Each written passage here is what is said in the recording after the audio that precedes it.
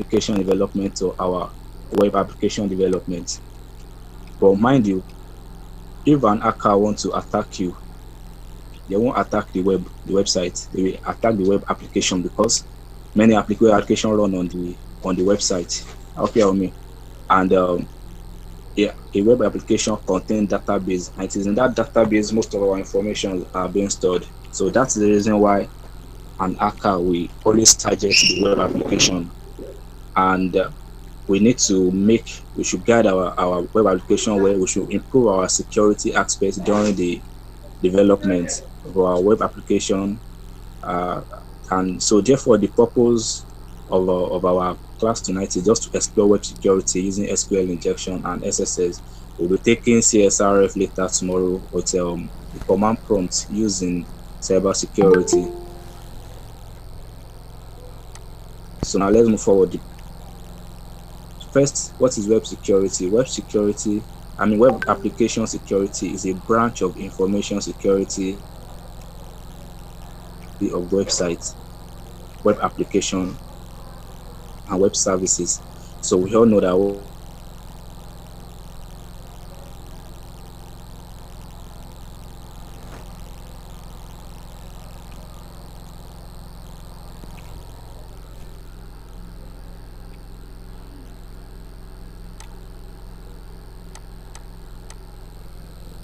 SQL injection attack.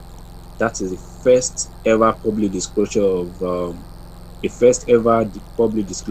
SQL injection attack vulnerability was documented by Jeff Forrester under alias Forest Poppy RFP in an hacker enzyme named Frac magazine, which was released on December 25, 1998. So the man who discovered SQL injection then was Jeff Forrester. And according to the image we are seeing here, picture we are seeing here, in late 2007, the rate of web applications being attacked using SQL injection was very high. But as our security experts keep looking for how they can tackle those injections, how they can try to cover up those injections, we can see that it keep on reducing year by year. It keep on reducing.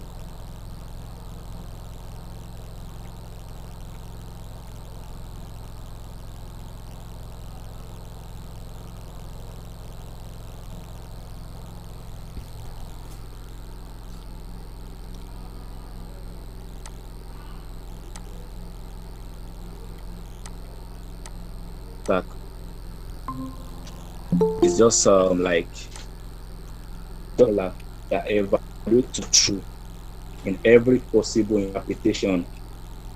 For example, like a programmer has written a code that if this this place is true or false, so output, but an hacker using SQL injection will force every output to display, to force everything to show true at all time, so that it's going to output even what has been hidden. Everything will be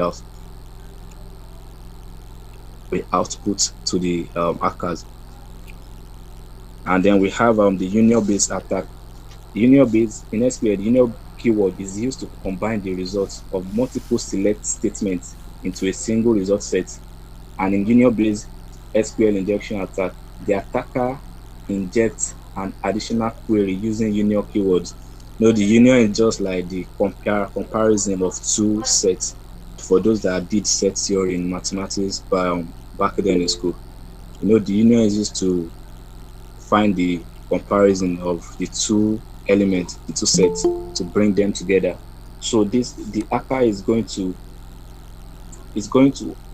inject an additional query using the union keyword to bring data from other table or column results, so that they can be displayed on the web page. They are going to use that union base to add and to inject an additional table just to bring the results of what they want. So third, we have number 3, we have blind injection attack. And this blind injection attack is divided into two. We have the boolean-based blind attack and the time-based blind attacks. Though I'm not supposed to be going deeply like that. Don't let me go deeply like Mr. President told me earlier that of the people here don't really know much about coding, so we shouldn't be going into the coding aspects. Let me just explain the little ones I know we can all understand.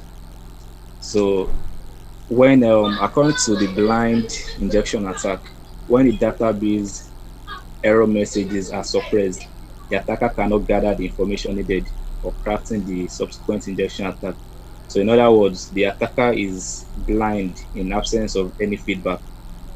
Yeah, the attacker is blind. So from the server through, they are blind in the absence of feedback from the server through error messages.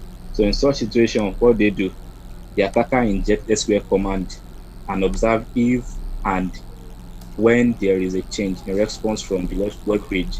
So by carefully relating the response to the injection vectors, so for example, when the behavior remains the same and when it changes, the attacker can make inferences about vulnerable parameters and additional information about the database structure.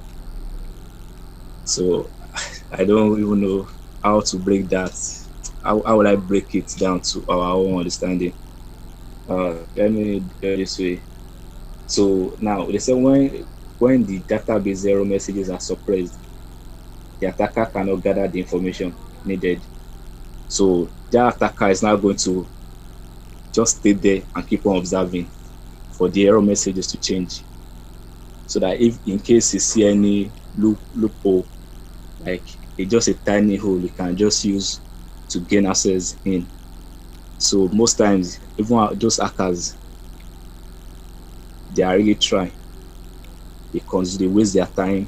It's not something, hacking is not something you just rush and you just do like that. You need to be patient. Someone that is not patient cannot be successful in hacking. You can't be a great hacker if you don't have patience. Sometimes for you to gain access to some web servers or some web applications, it can take you up to like 3 days before you are even successful. Some can take you 1 week. You keep thinking, what am I doing wrong? This one did not work out. Let me try another one. Or you are looking for weakness of a web application. You understand? And you try this, didn't work out. You try another one, didn't work out. Then you keep on trying again. You understand? So those hackers are really determined. So that is the main reason why we as developers, we don't need to be, as we also have to be patient when it comes to making our security very tight. So like our Mr. President told us yesterday that we have different type of hackers. So the white hat hackers are also the one we call the ethical hackers. Those ones are useful in the sense that, for example, when you are done with your web application or your website, you are done developing, you can take it to them that take this website, please help me to test it. Help me to check for the vulnerabilities. Help me to check for the weakness. And there's something we call penetration testing. So just like testing the vulnerabilities of a site, of a web application. So if they find a weakness, they'll tell you, oh, this is where your weakness is. An hacker can pass through this place to access your document or your file or your data to improve the security aspect. This is what you use to tighten it. So this is part of what we also have to know before we go into developing any application or website. We must be conscious of the security aspects. Are you guys with me?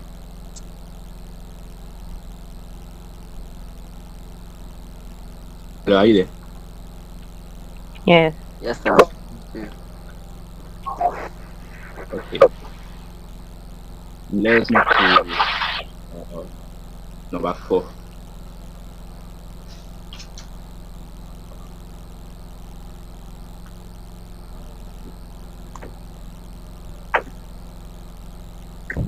Sorry. Okay. So let's move to number 4, where we have stop procedure attack. So a stop procedure is a set of SQL queries which with an assigned name that is stored in compiled form in the database server. So those stored procedures separate complex business logic from the application code. Generally, they take parameters and they perform SQL queries according to the business logic, and they return the results to the web application. And in this aspect, many programmers believe that by moving the database queries into stored procedures, the web application would become resistant to SQL injection attack. However, you know how our hackers, they would surely do whatever, anything, they can do anything just to gain access. So if you think you are moving your database queries into stored procedures, and you're thinking attackers cannot have access to it, you're just wasting your time, because attackers target stored procedures also for privilege escalation. They target those procedures because they already know this is what you are going to move. You are going to move it to a stored procedure. So they also will go to the extent of trying to attack that stored procedure. But some programmers are wise enough to move it there. So that's also another thing we have to have in mind. We should at least test our site, test our web application, test everything we are doing. We should run the testing stage, look for any weaknesses and try to cover it up so that attackers will not just gain access. Then we have second order injection attack. And second order injection attack, this type of SQL injection attack is, we have discussed it so far.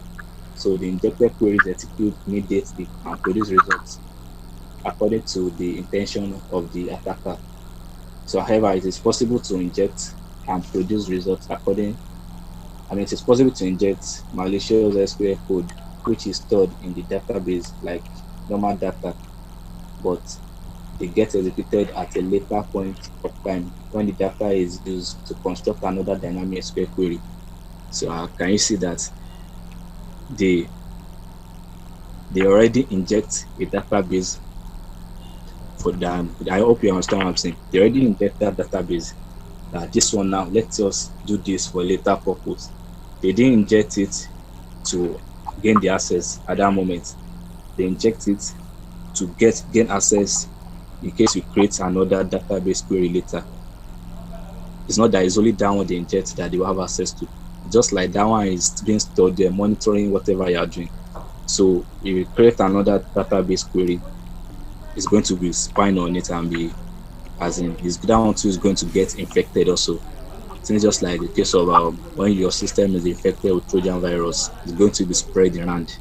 It's not just going to stay in one place, to be spreading and be corrupting all your data, all your file, and to just break everything up. It's not that it does that gradually. It's not something that will get. So you see, as they have determination, they are patient, they are ready to wait as long as it takes for them to achieve what they want to achieve. So this same thing is also applicable to our daily life activities. We also are human beings who should learn to be determined. When we are determined, we can achieve anything. There's nothing we cannot achieve when we are determined. Determination is the key. We have to be passionate. We have to determine that, this thing, I must achieve it. So, and also we have legal or logically incorrect queries. So illegal or logically incorrect queries is just this attack method, just that the attacker intentionally injects invalid keyword or parameter to make the resulting SQL query illegal or logically incorrect, and then so that it results in an error. An attacker is just intentionally just be like, okay, let me trouble you. You write a code, you develop a database query, and an attacker just inject a little keyword, just manipulate so that whatever you are developing will just be running, as in it will be showing up error.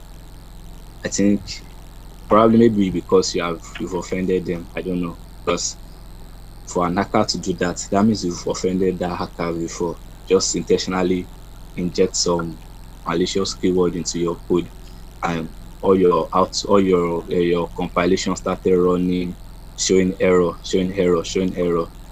So that's all about illegal or logically incorrect queries, because they illegally inject it. It's not that you are aware. They are not going to inform you that we want to do this, we want to manipulate or want to maliciously gain access to your database. They won't tell you. Are you guys there? You can hear me. Yeah, I can hear you. So and also we have the piggyback queries. The piggyback queries are the type of SQL injection query from when the hacker inserts additional queries to be executed in the database along with the intended query. The result will be cost. It will cost extracting data, adding or modifying data. So and also executing remote command. So you see, that one is just like, for example, is also, let's say you are developing a database query. So an hacker just maliciously gain access into your database and add an additional query to be executed with the database. So they add an additional database query to it with their own intent, so that later they'll be able to add whatever they want to add to the database, they'll be able to modify it, and at the same time they'll be able to execute any command remotely. Well, executing command remotely is just like, um, we already insert something to someone's system just to access their system remotely. Like for example, now someone can be someone can be at in Abuja now and use just your IP address to be accessing your system for your system when you are in Ibadan. That's called accessing something remotely. They access your system remotely. So also we have alternate encoding attack. Alternate encoding attack. Those are the attacker modify the attack vector using a different encoding method so that it can evade detection by intrusion detection system or circumvent method, so that so that it can cause sanitation functions. So an alternate encoding is not a unique type of attack. Rather, it is a technique used in conjunction with other type of attack in order to evade detection. I don't think let me try to break it down to my own understanding. I think the way you could be able to understand. So they they make use of different encoding. We have encoding when it comes to programming. We have carry set encoding, all this stuff. So they make use of another encoding method. For example, now we have for HTML5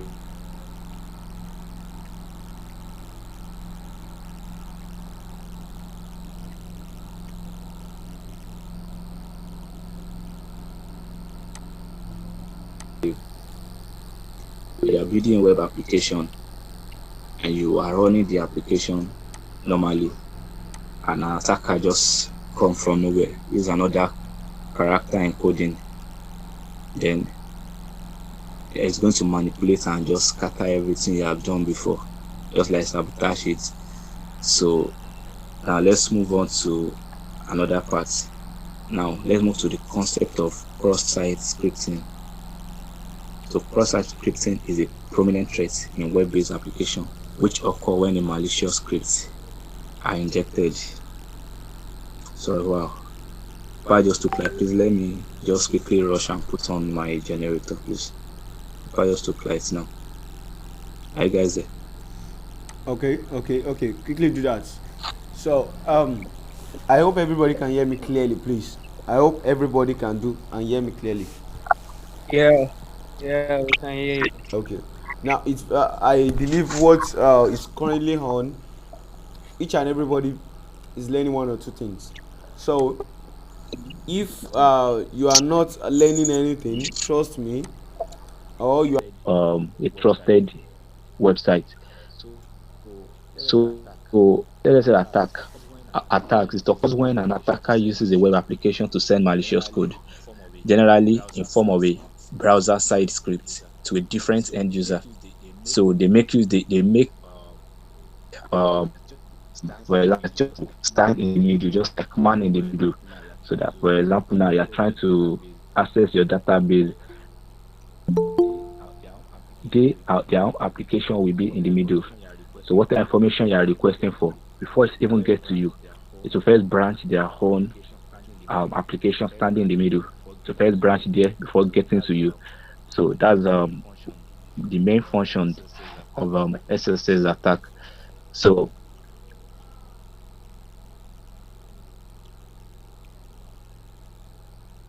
can see the attacker server in the middle, and we can see the trusted server at the end. So the attacker server is always standing in the middle. So whatever information you are requesting, you can now and an HTTP request containing JavaScript code that they send to the trusted server. So which means whatever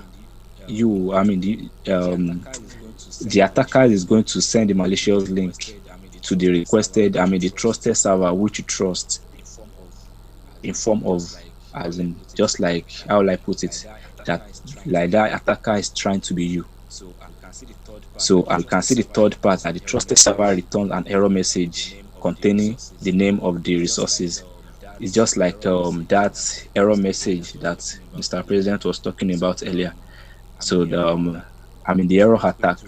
So it's going to return an error back to you, whereas the real information has been returned to the attacker's server, and the user cookie associated with the trusted server is sent to the attacker server.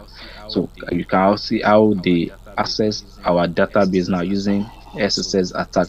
So the attacker server is going to be standing in the middle. Yeah, it's going to be standing in the middle, and it's going to collect the trusted. It's going to send a request to the trusted server, and even before the information is being sent to you, it will have been sent to the attacker's server already. So this cross-site fraud will be our topic for tomorrow. So let me just briefly explain what we have gone through so far today. So like I said earlier, that in recent past years now, the widespread adoption of the internet has